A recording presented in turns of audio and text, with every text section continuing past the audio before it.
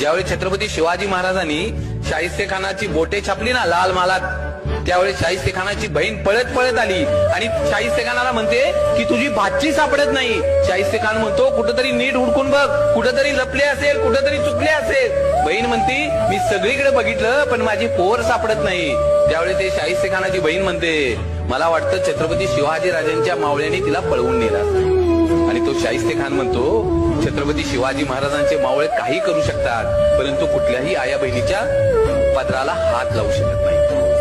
ही माझ्या राजाची पुण्य आहे. अरे जो औरंगजेब छत्रपती शिवाजी महाराजांचा सगळ्यात मोठा शत्रू, आणि ज्या दिवशी छत्रपती शिवाजी महाराजांची निधनाची बातमी त्याला कळते ना, त्यावेळी आपले दोन्ही हात त्या खुदाकडे करतो आणि त्या खुदाला मागणं मागतो, हे अल्लाह अपने जन्नत के दरवाजे खाली रखना, माँ बहनों की इज्जत करने वाला दुनिया का सबसे बड़ा योद्धा आपके पास आ रहा है. माझ्या राजाची ही पुण्य आहे ना.